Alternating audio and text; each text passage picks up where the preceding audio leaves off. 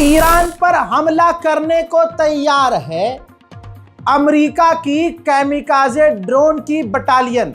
जी हां, ड्रोन की अलग एक फौज होती है, उस पर कंट्रोल करने वाले कमांडर अलग होते हैं। तो ड्रोन की फौज ने, कैमिकाजे आत्मघाती ड्रोन के फौज के कमांडर ने ट्रंप को कहा है कि हम ईरान पर पूरी तरह से हमला करने को तैयार हैं। दूसरा बड़ा अपडेट, जो अमेरिका के टॉप के कमांडर हैं मिडिल ईस्ट के, उन्होंने ब्रीफ किया है, ट्रंप को बताया है, प्लान समझाया है कि किस तरह से ईरान पर कब कब, किधर किधर, कैसे कैसे हमला हम कर सकते हैं। वहीं डोनाल्ड ट्रंप के करीबी अमेरिकी सेनेटर ने मीडिया को बताया है कि मैंने टॉप के कमांडर और जनरल से मुलाकात की और उन्होंने मुझे बताया कि ईरान पर हमला करने का हमारा पूरा प्लान है। Would you counsel the administration just to move forward at this point with military action? Well, let me say that in the most serious rooms of consultation in this city, some of the best trained people are making tough decisions.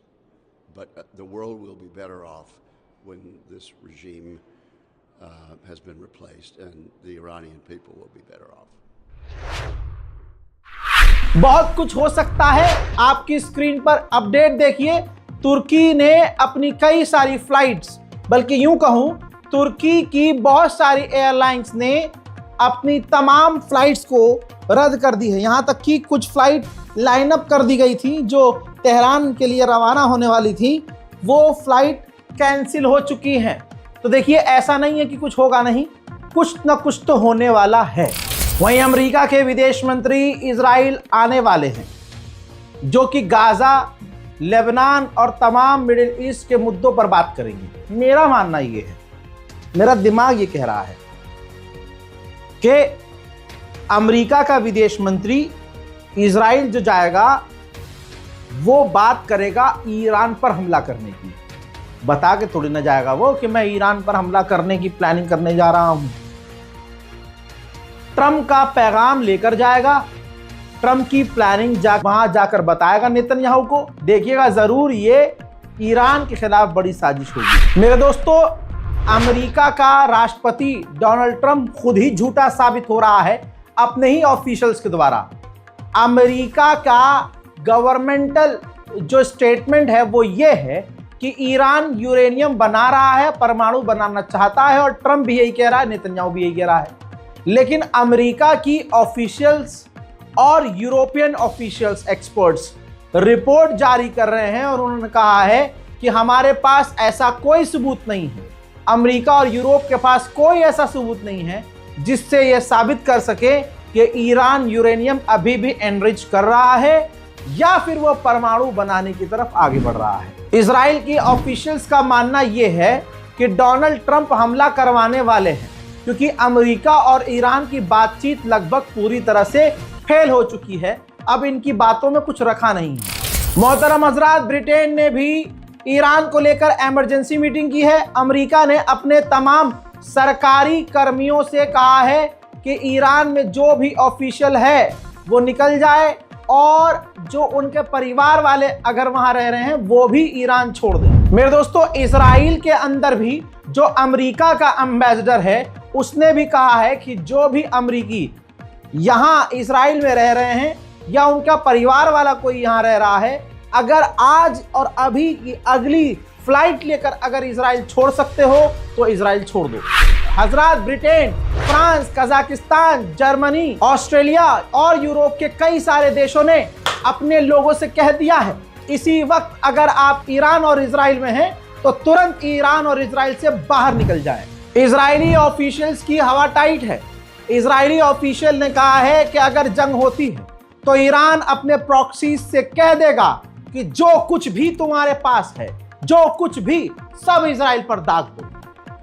Allah Akbar. Iran हर पासे में बाप साबित हो रहा है। जैसे ही अलग अलग देशों ने कहा अपने लोगों से कि ईरान से निकल जाओ, इजराइल से निकल जाओ, ईरान ने अपने लोगों से कह दिया कि UAE, Qatar, Bahrain, Kuwait, Saudi, जहां जहां आप लोग हैं दूसरी जगह मिडिल ईस्ट में, निकल जाइए वहां से। इसका मतलब साफ है, ईरान इशारा कर रहा है कि जहां जहां अमेरिका के बेस हैं वहां वहां होने वाला है। ट्रंप बिल्कुल गोलमोल बातें कर रहा है और ट्रंप की गोलमोल बातें खतरनाक साबित होती हैं। ट्रंप की यहां हवा भी निकली हुई नजर आ रही है। ट्रंप ने अपने ताजा बयान में कहा कि मैं मिलिट्री इस्तेमाल नहीं करना चाहता, लेकिन कई बार ऐसा होता है कि ना चाहते हुए भी मिलिट्री पावर इस्तेमाल करनी पड़ती है। मुझे नहीं पता आगे क्या होगा, लेकिन ईरान की बातचीत से मैं खुश नहीं हूं। अगली बातचीत बहुत जल्द होगी, तैयारी चल रही है, लेकिन आगे क्या होगा मुझे नहीं पता। मतलब ट्रंप ने बिल्कुल ऐसा कह दिया, मुझे कुछ पता ही नहीं है, मुझे कुछ नहीं पता।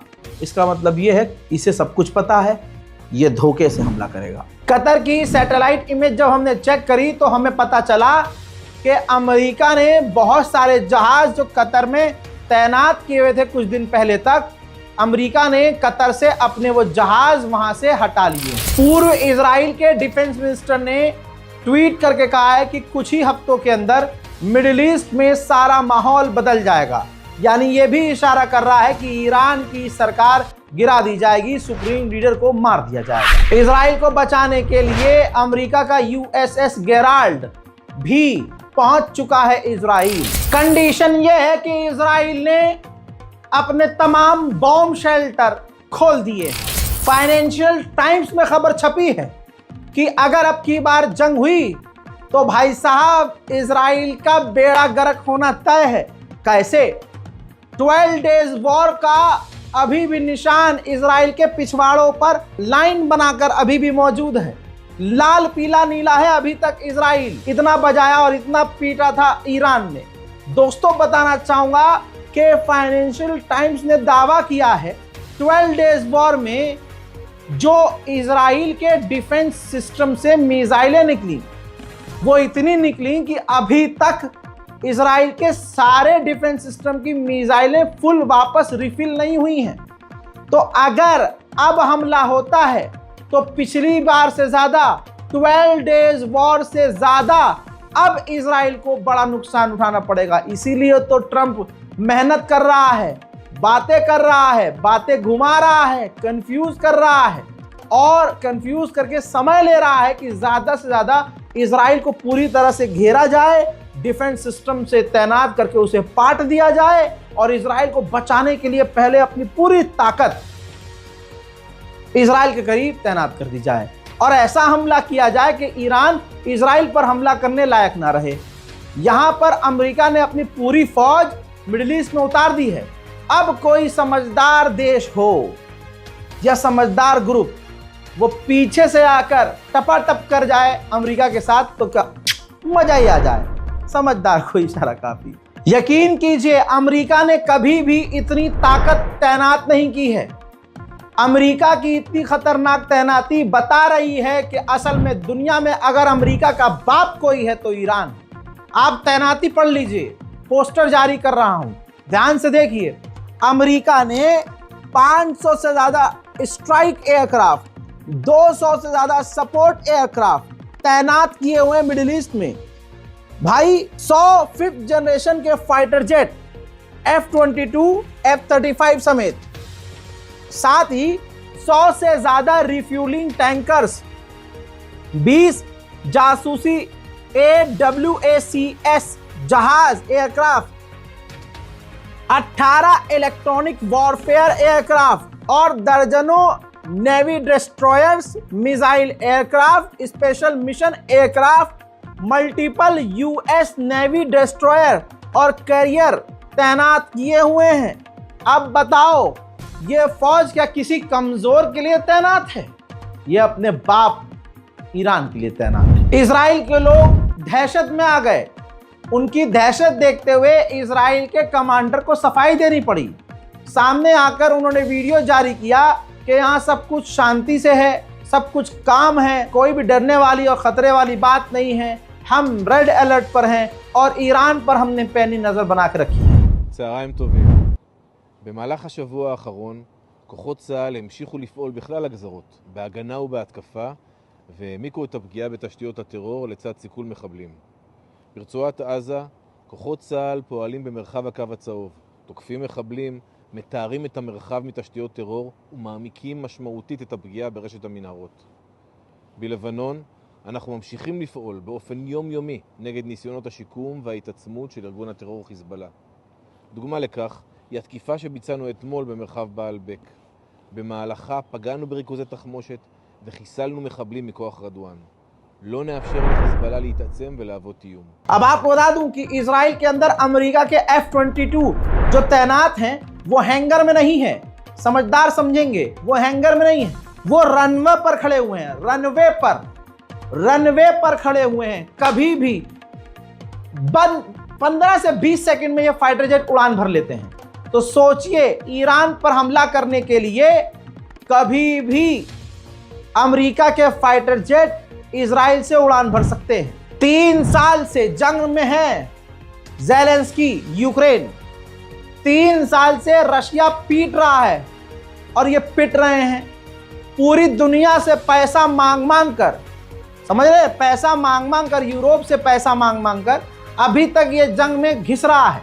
पूरी दुनिया में सबसे ज्यादा करप्शन खुद यूक्रेन में हो रहा है। लेकिन अमेरिका और यूरोप को खुश करने के लिए ईरान और अमेरिका और इजराइल के इस ताबड़तोड़ जो बहस चल रही है, जंग के हालात में कूदा है ज़ेलेंस्की। कहा कि ईरान के लोग चाहते हैं कि रिजीम चेंज हो और मैं भी चाहता हूं कि रिजीम चेंज हो और ईरान के खिलाफ एक्शन हो, ऑपरेशन हो। वहीं ईरान को अंदर ही अंदर से तोड़ने की कोशिश की जा रही है। ईरान के अंदर एक बार फिर से तेहरान में आग लगी है, तस्वीर देखिए। लेकिन ईरान ने आधिकारिक कोई बयान जारी नहीं किया है। अमेरिका इजराइल यही चाहेंगे कि अंदर ही अंदर इसी तरह से ईरान हिलता रहे, तबाह होता रहे, आग लगती रहे, धमाके होते रहे।